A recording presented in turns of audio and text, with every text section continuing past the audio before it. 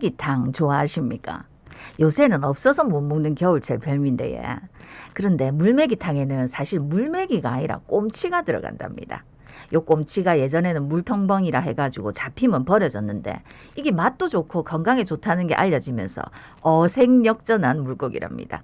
그래 국립수산과학원이 요 꼼치에 대해서 더 자세히 알아보기 위해서 소형 센서와 표지표를 달아가 방류했다는데 혹시 낚시하다가 이 표지표 달린 꼼치 잡으면 신고 좀 해달라 카대예. 자세한 내용 알아보겠습니다. 네, 국립수산과학원의 수산자원연구센터 이종훈 연구가 전화로 연결돼 있습니다. 안녕하십니까? 안녕하십니까? 네, 안녕하세요. 네. 국립수산과학원입니다. 네. 이정훈입니다. 반갑습니다. 그 꼼치라고 하면은 우리가 물메기탕으로 주로 쓰이는 재료를 알고 있는데 이 꼼치 어떤 특성을 가진 고기인가요? 예. 우리나라에서 시खा하는 꼼치류는 꼼치, 물메기, 노랑물메기, 아가씨 물메기, 미거지 등 약 10여 종이 있는 것으로 알려져 있습니다. 네. 대부분이 동해 특산종으로 알려져 있습니다만 꼼치는 거의 유일하게 동해 강원도를 제외하고 우리나라 전 해역에 분포하는 종입니다. 네. 앞서 말씀드린 꼼치류에 공통적으로 많이 들어가는 이름이 물메기인데요. 그래서인지 꼼치도 물메기라는 이름으로 가장 많이 알려진 것 같습니다. 네. 물메기탕의 재료로 남해와 서해에서는 꼼치를, 강원도에서는 미거지라는 종을 주로 사용하는데요. 강원도에서는 지역에 따라 물곰이라고 부르기도 합니다. 예. 정리하자면 물메기탕의 재료로 남해와 서해에서는 꼼치를, 강원도에서는 미거지가 주 재료로 사용되고 있습니다.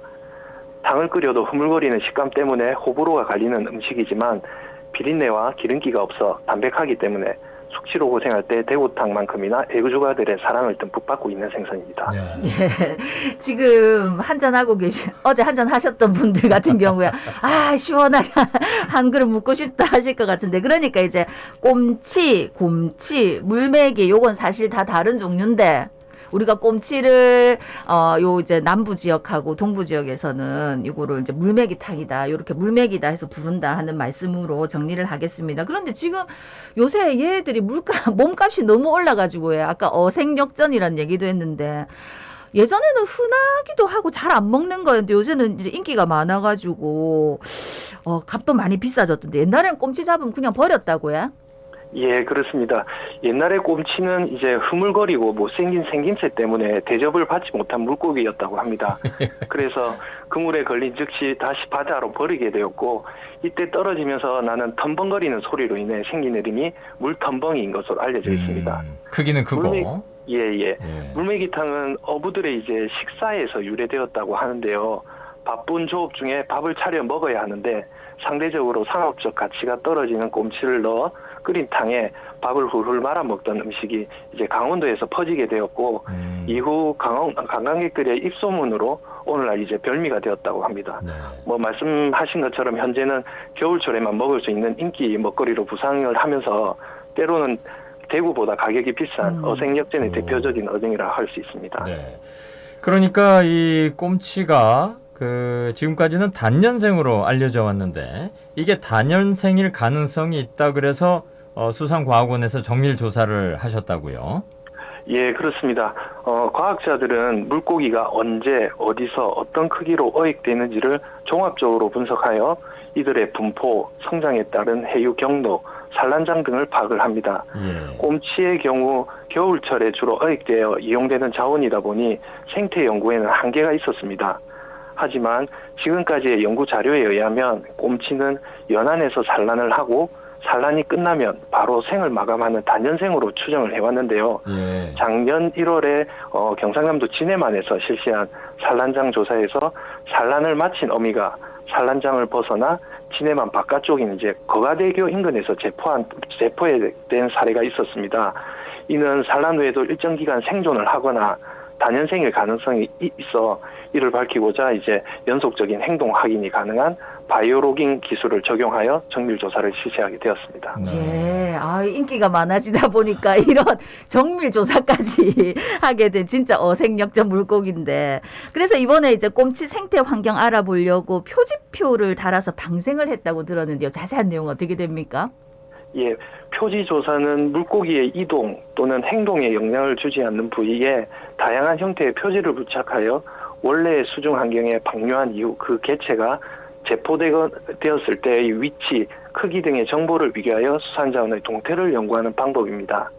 1990년대 이후 전자기술 및 정밀 가공 기술의 발달과 함께 생물에 부착할 수 있는 소형 기록계가 개발이 되었고 2000년대에 들어서는 다양한 기능을 가진 초소형 기록계가 발달하게 됩니다. 예.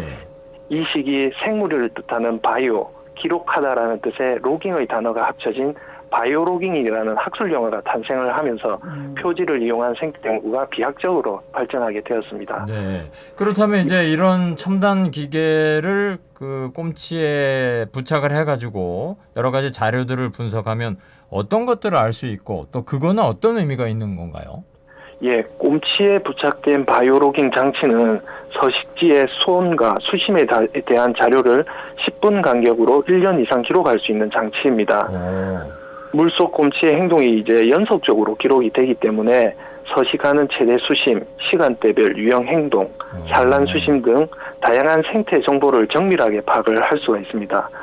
이전에 대구의 바이오로깅 조사에서도 이번에 동일한 장치를 사용을 했었는데요. 네. 그 분석 결과 대구가 산란장으로 들어오는 시기, 수심, 수온대, 산란 행동, 그리고 산란을 마치면 서식 장소로 돌아가기 전에 약 한 달 동안 휴식을 취하는 것을 최초로 확인을 하였고 서식지와 산란장을 회유할 때 환경을 밝히기도 하였습니다. 아, 그러니까 이제 이런 고기들이 어디로 다니고 어디에 모여 있고 이런 걸 알게 되면 또 어떤 온도를 좋아하고 양식할 때 기본적인 자료로 충분히 활용할 수가 있겠네요. 예, 그렇습니다. 네네. 아니 그러면은 이번에 표지표 달아서 방생한 건 몇 마리 정도 됩니까? 예, 이번에는 총 40마리를 방류를 했고요. 그 중에서도 바이오로깅 장치를 부착해서 방류한 개체는 총 22마리가 됩니다. 정말 귀하신 몸들인데. 아, 이거 22마리 가지고 되나요? 조사가? 예, 이거는 차근차근 조사를 하면서 점점점 숫자를 늘리면 나중에는 다양한 정보가 많이 축적이 되기 때문에 정밀한 분석이 가능할 것으로 기대하고 있습니다. 예, 그 어선이나 아니면 이제 낚시하던 분들 혹시 이제 이 표지표 달린 꼼치를 발견할 수도 있는데 요 어디로 연락드리면 됩니까? 예, 표지표에는 사무실 전화번호가 기록이 되어 있습니다. 그쪽으로 연락을 주시면 저희가 바로 찾아뵙고 기본적인 크기와 무게 등을 측정을 한 후에 꼼치를 그대로 돌려드릴 예정입니다. 물론 이제 감사의 의미로 기념품도 제공해 드릴 예정입니다. 아, 그러면 기념품을 받긴 받는데 내가 잡은 꼼치는 어떻게 돌려받을 수 있는 겁니까? 예, 물론 돌려드리고요. 네. 근데 혹시나 이제 어업인 분들은 입항하신 후에 표지표만 가지고 연락을 주시는 경우도 있을 거라고 생각이 됩니다. 예. 근데도 이제 그때도 이제 걱정하지 마시고 무조건 연락만 주시면 저희 연구자 입장에서는 큰 연구에 도움이 됩니다. 예. 네. 와, 제 수천만 마리 중에 22마리인데 이것도 엄청난 확률이겠습니다. 요 귀한 연구가 되면은 어디에 또 많이 서식하는지도 알고 해가지고 어업인들한테 도움도 많이 되니까 먼저 꼭 신고부터 해주시기를 다시 한번 당부를 드리겠습니다. 바다를 돌아다니면서 이제 생태 환경 기록해야 되는 거 아닙니까? 그런데 만약에 너무 지금 방생하자마자 바로 잡혀버렸다 이러면 어떻게 되는 겁니까? 예, 연구자 욕심으로는 기록할 수 있는 기간 동안 충분히 기록된 후에 어획되는 것이 가장 좋습니다. 그만큼 이제 분석할 수 있는 자료도 많아지고 1년 동안 어떤 환경에서 어떤 행동을 했는지 정밀하게 분석을 할 수 있으니까요. 그런데도 단 하루 만에 재포획된다 하더라도 그 짧은 기간 동안에 중요한 이벤트가 일어날 수도 있기 때문에 짧은 기간이라도 가능한 많은 개체가 어획된다면 새로운 정보가 수집될 수 있다고 생각을 합니다. 짧은 기간에 수거된 장치는 또 자료를 받은 후에 재사용이 가능하기 때문에 발견 시에는 꼭 연락을 주셨으면 고맙겠습니다. 자, 끝으로 우리 부산 시민들에게 당부 말씀이 있으시다면요?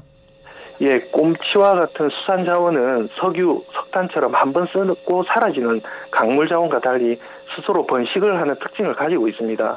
그래서 어떻게 관리하느냐에 따라서 사라질 수도 있고 무한하게 이용할 수도 있습니다. 이번에 표지를 달아 방류한 꼼치도 겨울철 인기 어종으로 부각이 되면서 겨울철 대표적인 대구와 어깨를 겨눌 만큼 어가가 많이 올라간 어종입니다. 높아진 어가로 인해서 어획이 적정 수준을 넘게 되면 꼼치 자원은 고갈될 수도 있습니다.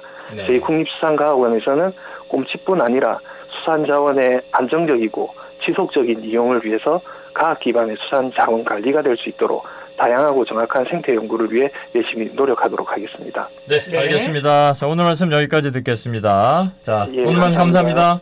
감사합니다. 네. 자, 지금까지 국립수산과학원의 수산자원연구센터 이정훈 연구가였습니다.